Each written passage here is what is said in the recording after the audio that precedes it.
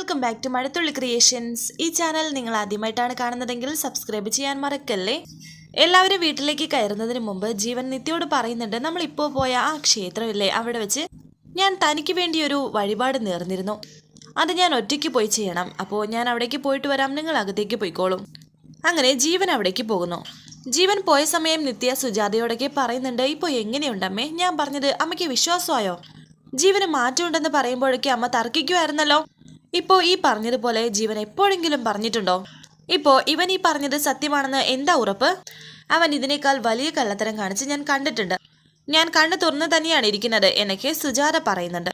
പറഞ്ഞത് ശരിയാണോ എന്ന് ഞാൻ പോയി നോക്കും, ഞാൻ കണ്ടുപിടിക്കുകയും ചെയ്യും എന്ന് നിത്യ പറയുന്നത് ജീവൻ ശ്രദ്ധിക്കുന്നുണ്ടായിരുന്നു. ജീവൻ അങ്ങോട്ട് പോകുന്നുണ്ടെങ്കിലും തിരികെ വന്ന് ഗേറ്റിന്റെ ആ ഭാഗത്തു കൂടി ഇവർ സംസാരിക്കുന്നത് കേൾക്കുന്നുണ്ടായിരുന്നു. നിത്യച്ചയ്ക്ക് വേറെ പണിയില്ല എന്ന് ജോലി പറയുമ്പോൾ നിത്യ പറയുന്നു, എൻ്റെ വിശ്വാസങ്ങളെ എനിക്ക് ഉറപ്പാക്കണ്ടേ, അതുകൊണ്ടാ ജീവന്റെ പുറകെ പോകണമെന്ന് ഞാൻ തീരുമാനിക്കുന്നത്. അമ്മ എന്താ അമ്മ, ഇപ്പോഴല്ലേ നിങ്ങൾ ഹോസ്പിറ്റലിൽ നിന്നും ഡിസ്ചാർജ് ആയി വന്നത്, ഇപ്പോൾ നിങ്ങൾ അങ്ങോട്ടൊന്നും പോകണ്ട എന്ന് ശരവണനും പറയുന്നുണ്ട്. നിത്യ പറയുന്നു, പോകണം ശരവണ. ഒരാൾ എന്നെ കബളിപ്പിക്കുകയാണെങ്കിൽ അയാളുടെ മുഖത്ത് നോക്കി അത് ചോദിക്കുകയെങ്കിലും വേണ്ടേ? ഞാൻ പോകുമെന്ന് പറഞ്ഞ് നിത്യ പോകാൻ തുടങ്ങുമ്പോൾ സുജാത പറയുന്നുണ്ട്, നിക്ക്, ഞാൻ പറയുന്ന വാക്കുകളെ തോൽപ്പിക്കാൻ വേണ്ടിയിട്ടാണ് ഈ യാത്രയെന്ന് എനിക്കറിയാം. അത്രയ്ക്ക് എന്നെ വിശ്വാസമായല്ലേ? വിശ്വാസം അല്ലാതായല്ലേ? ഇത് അമ്മയുടെ വിശ്വാസത്തിന്റെ പ്രശ്നമല്ല, എൻ്റെ വിശ്വാസത്തിന്റെ പ്രശ്നമാണ്. എനിക്ക് പോകണമെന്ന് നിത്യ പോകാൻ തന്നെ തീരുമാനിച്ചു. പോയി വരട്ടെ ശരവണ, നമ്മളൊക്കെ പറഞ്ഞിട്ട് മനസ്സിലാക്കാത്ത സത്യം അവൾ പോയി കണ്ടുപിടിക്കട്ടെ. അവൻ ഒരിക്കലും ആ ക്ഷേത്രത്തിൽ ഉണ്ടാകില്ല, അതോടെ തീരുവല്ലോ എല്ലാം എന്നും സുജാത പറയുന്നു. ഇതും ജീവൻ കേൾക്കുന്നുണ്ടായിരുന്നു. ജീവൻ ഒരു പുഞ്ചിരിയോടെയാണ് ഇത് കേട്ട് നിൽക്കുന്നത്. തുടർന്ന് നിത്യ നേരെ പോയത് ഹരിയുടെ അടുത്തേക്ക്. ഹരി അവിടെ ഡ്രസ്സ് മടക്കി വെക്കുന്നുണ്ടായിരുന്നു. വിഷമത്തോടെയാണ് നിത്യ അവിടെ നിൽക്കുന്നത്. ഹരി, എനിക്കൊരു സ്ഥലം വരെ പോകാനുണ്ട്, എന്നെ അവിടം വരെ ഒന്ന് കൊണ്ടുപോകാമോ? ജീവൻ ഏഴുമല ദേവി ക്ഷേത്രത്തിലേക്ക് പോയിരിക്കുകയാണ്. എനിക്ക് വേണ്ടിയിട്ട് ഒരു പ്രാർത്ഥനയുണ്ട്, അത് പൂർണ്ണമാക്കണമെന്ന് പറഞ്ഞാണ് പോയിരിക്കുന്നത്. ജീവൻ പറയുന്നത് അമ്മയും മറ്റുള്ളവരും വിശ്വസിക്കില്ല, പക്ഷേ എനിക്ക് വിശ്വാസമുണ്ട്. ആ വിശ്വാസം മനസ്സിലൊന്ന് ഉറപ്പിക്കാൻ വേണ്ടിയിട്ടാണ്. പറഞ്ഞതുപോലെ ജീവൻ ആ ക്ഷേത്രത്തിലേക്കാണ് പോയിരിക്കുന്നത് എങ്കിൽ, എനിക്ക് വേണ്ടിയുള്ള പ്രാർത്ഥനയാണ് ചെയ്യുന്നതെങ്കിൽ പിന്നെ ആര് സംശയിച്ചാലും ജീവനെ ഞാൻ സംശയിക്കില്ല എന്ന് നിത്യ പറയുമ്പോൾ ഹരി പറയുന്നു, എനിക്ക് സമയമില്ല, എനിക്ക് എൻ്റെതായിട്ടുള്ള കാര്യങ്ങളൊക്കെ ഉണ്ട്. അതിനിടയിൽ നിത്യയുടെ എല്ലാ കാര്യങ്ങൾക്കും ഓടിയെത്താൻ എനിക്ക് കഴിഞ്ഞെന്ന് വരില്ല. അത്രമേൽ സങ്കടമുണ്ടായിട്ടാണ് ഹരി അത് പറയുന്നത്. ഹരി എന്നോട് പിണക്കമാണോ എന്ന് നിത്യ ചോദിക്കുമ്പോൾ ഹരി പറയുന്നു, എനിക്ക് ആരോടും പിണക്കമൊന്നുമില്ല. പിണങ്ങാൻ ഞാൻ ആരാ? ജീവിതത്തിൽ ഓരോ അബദ്ധങ്ങളിൽ ചെന്ന് ചാടും. അത് അബദ്ധമാണെന്ന് തിരിച്ചറിയുമ്പോഴത്തേക്കും വേദനിക്കാനുള്ള അത്രയും വേദനയാകും. ഇപ്പോൾ ശീലമായി. നിത്യ പറയുന്നു, സോറി ഹരി, ഞാൻ ഒരുപാട് ബുദ്ധിമുട്ടിച്ചിട്ടുണ്ട്, ഒരുപാട് മോഹങ്ങൾ തന്നിട്ടുണ്ട്. പക്ഷേ എൻ്റെ അവസ്ഥ ഞാൻ പറഞ്ഞു. എൻ്റെ സ്ഥാനത്ത് നിന്ന് ചിന്തിച്ച് നോക്കാൻ ഞാൻ ഹരിയോട് പറയില്ല, കാരണം അങ്ങനെ ആർക്കും പറ്റില്ലല്ലോ. എല്ലാവർക്കും അവരവരുടേതായ ശരിയുണ്ടാകും. ഹരി ഇപ്പോൾ ചിന്തിക്കുന്നതാണ് ഹരിയുടെ ശരി. എനിക്ക് പക്ഷേ ഇപ്പോൾ ഞാൻ ചിന്തിക്കുന്നതിൽ നിന്ന് മാറി നടക്കാൻ സാധിക്കില്ല. കാലം മാറിയെന്ന് ആൾക്കാർ പറയും, പക്ഷേ നിങ്ങളെപ്പോലെ കൈവീശി നടക്കാനുള്ള സ്വാതന്ത്ര്യം പെണ്ണിന് ഇപ്പോഴും പൂർണ്ണമായും കിട്ടിയിട്ടില്ല. അവൾ വീടിൻ്റെ അകത്തളത്തിലാണ്, മനസ്സിൻ്റെ ചങ്ങലയിലാണ്. അവിടെ കിടന്ന് വെറുതെ കുതറി നോക്കാനേ കഴിയൂ. ഞാൻ ഒറ്റയ്ക്ക് പോയിക്കോളാം, ഹരി ബുദ്ധിമുട്ടണ്ട. അങ്ങനെ നിത്യ പോകുന്നു. ഇത് കേട്ട് കല്യാണി അവിടെ നിൽക്കുന്നുണ്ടായിരുന്നു. കല്യാണി ഒന്ന് നോക്കിയിട്ട് നിത്യ പോകുന്നു. വിഷമത്തോടെ ഹരി അവിടെ ഇരിക്കുമ്പോൾ കല്യാണി ഹരിയുടെ അടുത്തേക്ക് വന്നു. അച്ഛൻ നിത്യാമ്മയോടൊപ്പം പോകാത്തത് എന്താണെന്ന് കല്യാണി ചോദിക്കുന്നു. അച്ഛനെ എന്നെ തല്ലണമെങ്കിൽ തല്ലിക്കോ, പക്ഷേ നിത്യാമ്മയെ വേദനിപ്പിക്കില്ലേ അച്ഛാ. നിത്യാമ്മ പാവമാണ്, അച്ഛനെയും എന്നെയൊക്കെ എന്ത് ഇഷ്ടമാണെന്ന് അറിയോ? നിത്യാമ്മയോടൊപ്പം ചെല്ലച്ചാ എന്നെ കല്യാണി പറയുന്നു. അങ്ങനെ ഹരി പോവുകയാണ്. ഹരി പോയപ്പോൾ പുഞ്ചിരിയോടെ ഇരിക്കുകയാണ് കല്യാണി. നിത്യ പോകാൻ ഇറങ്ങിയപ്പോൾ നിത്യ, ഞാൻ കൂടി വരാമെന്ന് ഹരി. വേണ്ടെന്ന് നിത്യയും.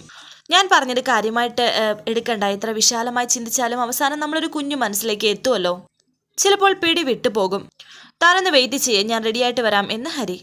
ഇതേ സമയം ആ ക്ഷേത്രമാണ് കാണിക്കുന്നത്. അവിടെയാണെങ്കിൽ നിത്യ അവിടേക്ക് വരുമെന്ന് കരുതി വഴിപാട് തുടങ്ങുകയാണ്. നിത്യയും ഹരിയും അവിടേക്ക് വന്നു. ആ സമയം തന്നെ ജീവൻ വഴിപാട് തുടങ്ങുകയാണ്. ശയന പ്രദക്ഷിണമാണ് വഴിപാട്. ആ കാഴ്ച കണ്ട് വല്ലാണ്ട് വിഷമിച്ച് നിൽക്കുകയാണ് നിത്യ. ഇത് കാണേണ്ടത് അമ്മയാണ്, ഇത് കണ്ടെങ്കിലും അമ്മയ്ക്ക് കാര്യങ്ങൾ മനസ്സിലാകണം എന്ന് നിത്യ. അങ്ങനെ ജീവൻ ശയന പ്രദക്ഷിണം ചെയ്യുന്നത് വീഡിയോ എടുക്കുന്നുണ്ട്. എന്നാൽ മനഃപൂർവ്വം തന്നെയാണ് ജീവൻ ഇത് ചെയ്യുന്നത്. ജീവന്റെ തല അവിടെ ഇടിക്കാൻ തുടങ്ങുമ്പോൾ പെട്ടെന്ന് നിത്യ അവിടേക്ക് പോയി ജീവന്റെ നെറ്റി അവിടെ ഇടിക്കാതിരിക്കാൻ വേണ്ടി ജീവന്റെ കവിളിൽ ഇങ്ങനെ പിടിക്കുന്നുണ്ട്. പെട്ടെന്ന് ജീവൻ അവിടെ നിന്നും എഴുന്നേക്കുന്നു. നിത്യയെ താനെന്തിനാ ഇങ്ങോട്ട് വന്നത് എന്ന് ജീവൻ ചോദിക്കുന്നു. ഒന്നുമില്ല, ഒന്നുകൂടി ഇങ്ങോട്ട് വരണമെന്ന് തോന്നിയെന്ന് നിത്യ. കണ്ടോ ഹരിസാറെ, ഹോസ്പിറ്റലിൽ നിന്നും വന്നതാണ്, റെസ്റ്റ് എടുക്കാൻ പറഞ്ഞിട്ട് വന്നതാണ് ഞാൻ. ശരി, ഇയാൾ പോണോന്ന് പറഞ്ഞാലും ഹരിസാറ് കൂട്ടിക്കൊണ്ടുവരാൻ പാടുണ്ടോ? സാറ് പറഞ്ഞ് മനസ്സിലാക്കി കൊടുക്കണ്ടേ? ശരി, താൻ തിരിച്ചു പൊയ്ക്കോ. ചെന്ന് കിടന്ന് നന്നായിട്ടൊന്ന് ഉറങ്ങ്. എനിക്ക് ശയനപ്രദക്ഷിണം പൂർത്തിയാക്കിയിട്ട് ഇന്ന് അമ്പലത്തിലൊരു ഉപവാസമുണ്ട്. അത് കഴിഞ്ഞിട്ടേ ഞാൻ വരുന്നുള്ളൂ. എന്നെ ജീവൻ പറയുമ്പോൾ നിത്യ പറയുന്നു ഞാൻ ജീവന്റെ ഒപ്പം ഇവിടെ നിന്നോളാമെന്ന്. ഏയ്, അത് വേണ്ട. എന്നെ ജീവൻ പറയുമ്പോൾ നിത്യ പറയുന്നു ഇല്ല, ഞാൻ പോവില്ല. നിർബന്ധം പിടിക്കരുത്. ഞാൻ നിശ്ചയിച്ച വഴിപാട് ഞാൻ തന്നെ പൂർത്തിയാക്കട്ടെ.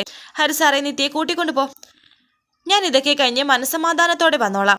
എന്നെ ജീവൻ പറയുന്നു. ഇതൊന്നും ഹരിക്ക് ഇഷ്ടപ്പെടുന്നില്ല. ഒന്നല്ല, 1000 തവണ നിത്യയ്ക്ക് വേണ്ടി ശയനപ്രദക്ഷിണം ചെയ്യാൻ തയ്യാറായി നിൽക്കുകയാണ് ഞാൻ. ഇതൊക്കെ കേൾക്കുമ്പോൾ നിത്യയ്ക്ക് ഇങ്ങ് സന്തോഷമാകുകയാണ് ചെയ്യുന്നത്. താൻ ചെല്ല് എന്നെ ജീവൻ. നിത്യയെ വിളിക്കുകയാണ് ഹരി. എന്നിട്ട് ഹരി മുന്നേ നടക്കുന്നു. നിത്യയും കൂടെ ചെല്ലുന്നു. ജീവൻ വിചാരിക്കുന്നു അങ്ങനെ അവസാനത്തെ തെളിവെടുപ്പും കഴിഞ്ഞു. ഇനി എന്നിൽ നിന്ന് കുതിറി മാറാൻ നിനക്ക് കഴിയില്ല നിത്യ. പോകുമ്പോഴും നിത്യ ഇടയ്ക്കിടയ്ക്ക് ജീവനെ തിരിഞ്ഞു നോക്കുന്നുണ്ടായിരുന്നു. പോകാൻ നേരം ഒരു ചേച്ചി വന്നിട്ട് പറയുന്നു, സാറേ ഇത്തിരി മുല്ലപ്പൂ വാങ്ങിച്ചിട്ട് പോ സാറേ. വേണ്ടത് ഹരി. മോൾക്ക് വെച്ച് കൊടുക്ക് സാറേ, കുറച്ച് വാങ്ങിച്ചിട്ട് പോ സാറേ. 3-4 വയറ് കഴിയാനുള്ളതാ. ഇന്ന് അമ്പലത്തിൽ ആള് തീരെ കുറവാണ്. പൂ ഇരിക്കുന്ന ഇരിപ്പ് കണ്ടോ സാറേ? ഒരു 3-4 മുഴം എടുക്കട്ടെ, ഒന്ന് വേണോന്ന് പറ മോളെ എന്നൊക്കെ ആ ചേച്ചി പറയുന്നു. വേറൊന്നും തോന്നല്ലേ സാറേ, എങ്ങനെയെങ്കിലും വിറ്റ് തീർത്തേ പറ്റൂ എന്നും ആ ചേച്ചി പറയുന്നു. നിത്യ ഇങ്ങനെ കണ്ണ് കാണിക്കുന്നു വാങ്ങാമെന്ന്. അങ്ങനെ ഹരി ആ പൂവ് വാങ്ങിക്കുന്നുണ്ട്. ഇത് ജീവൻ ശ്രദ്ധിക്കുന്നു. എന്നാൽ പിന്നെ സന്തോഷത്തോടെ വെച്ച് കൊടുക്കു സാറേ എന്നും പറയുന്നു. ഈ സ്ലൈഡ് ഫ്രീ ആണ്, ഇതിന് കാശ് വേണ്ടെന്നും പറയുന്നു. എന്തിനാ മോളെ ഇങ്ങനെ നോക്കി നിൽക്കുന്നത്? കെട്ടിയോൻ ഇത്തിരി മുല്ലപ്പൂ മുടിയിൽ വെച്ച് തരുന്നത് ഐശ്വര്യമല്ല എന്നൊക്കെ ആ ചേച്ചി പറയുന്നു. സന്തോഷത്തിൽ വെച്ച് കൊടുക്കു സാറേ എന്നും പറയുന്നു. അങ്ങനെ ഹരി നിത്യയ്ക്ക് മുല്ലപ്പൂ വെച്ച് കൊടുക്കാൻ തുടങ്ങുന്നു. നിത്യ ഇങ്ങനെ തിരിഞ്ഞു നിൽക്കുകയും ചെയ്യുന്നുണ്ട്. ജീവൻ ഇത് കാണുന്നുണ്ട്. അങ്ങനെ ഹരി നിത്യയ്ക്ക് മുല്ലപ്പൂവും വെച്ച് കൊടുക്കുന്നു. നന്നായിട്ടുണ്ട് മോളെ, രണ്ടാളും തമ്മിൽ നല്ല ചേർച്ചയുണ്ട് എന്നും ആ ചേച്ചി പറയുന്നു. ഹരി ആ ചേച്ചിക്ക് പൈസയും കൊടുത്തു. അങ്ങനെ അവരവിടെ നിന്ന് പോകുന്നു. പോകുമ്പോൾ അവിടെ മറ്റൊരു ചേച്ചി ഇരിക്കുന്നുണ്ടായിരുന്നു. കൈനോട്ടക്കാരിയായ ചേച്ചി. കൈ നോക്കി ചില ലക്ഷണങ്ങളൊക്കെ പറയാം. സാറേ, കുറച്ച് ലക്ഷണങ്ങളൊക്കെ പറയാനുണ്ട്. നിങ്ങളുടെ രണ്ടുപേരുടെയും ജീവിതത്തിൽ ചില പ്രധാനപ്പെട്ട കാര്യങ്ങൾ നടക്കാൻ പോവുകയാണ്. അത് കേട്ടിട്ടും കേൾക്കാത്ത രീതിയിൽ പോവാൻ തുടങ്ങുകയായിരുന്നു ഹരിയും നിത്യയും. മോളെ, മനസ്സിലൊരു സംശയം കിടന്ന് കളിക്കുന്നില്ലേ മോളെ? അതെന്താണെന്ന് ഞാൻ പറഞ്ഞു തരാം വാ എന്ന് ആ ചേച്ചി. ഹരി, ഞാനൊന്ന് നോക്കിക്കോട്ടെ എന്ന് നിത്യ സമ്മതിക്കുകയാണ്. ഹരിയും അങ്ങനെ ആ ചേച്ചിയുടെ അടുത്തേക്ക് ഇരിക്കുകയാണ് നിത്യ. ഇതും ജീവൻ കാണുന്നു. അങ്ങനെ നിത്യയുടെ കൈ നോക്കി ലക്ഷണം പറയുകയാണ് ആ ചേച്ചി. നല്ല കൈയാണല്ലോ മോളെ. ആരെയും സ്നേഹിക്കുന്ന മനസ്സാണ്. ആരെന്ത് പറഞ്ഞാലും വിശ്വസിക്കും. പക്ഷേ ചതിക്കാൻ വരുന്നവരെ തിരിച്ചറിയില്ല. ഒപ്പം ഹരിയും ഇരിക്കുന്നു. ഇതിൽ നിന്നും ഒന്നെടുക്കാനായി പറയുന്നുണ്ട്. നിത്യയോട് തന്നെ ഹരി പറയുന്നു. അങ്ങനെ അതിൽ നിന്നും ഒരു കാർഡ് എടുക്കുകയാണ്. ഐശ്വര്യമാണ് കിട്ടിയിരിക്കുന്നത്. സാക്ഷാൽ ശ്രീരാമനും സീതാദേവിയുമാണ് അവർക്ക് കിട്ടിയിരിക്കുന്നത്. അത് കാണുമ്പോൾ പുഞ്ചിരിയോടെ ഹരി നിത്യയെ നോക്കുന്നു. മുന്നോട്ടുള്ള ജീവിതത്തിൽ രാമനും സീതയും പോലെ രണ്ടുപേരും വിളങ്ങി നിൽക്കും എന്നാണ് ലക്ഷണത്തിൽ പറയുന്നത്. വേഷം മാറി വന്ന ഒരു രാവണൻ പുറകിലുണ്ടല്ലോ എന്ന് ആ ചേച്ചി പറയുമ്പോൾ തന്നെ നിത്യയുടെ പിറകിലെത്തുകയാണ് ജീവൻ. പിന്നാലെ നടക്കുന്നവൻ രക്തം കുടിക്കാനും മടിയില്ലാത്തവനാണ്. സൂക്ഷിക്കണം മോളെ. ഇതൊക്കെ പറയുമ്പോൾ ദേഷ്യത്തോടെ ജീവൻ ആ ചേച്ചിയെ നോക്കുന്നുണ്ട്. വരാനിരിക്കുന്ന പുതുപുത്തൻ എപ്പിസോഡുമായി വീണ്ടും കാണാം. Thank you for watching. Please subscribe, like, share my channel.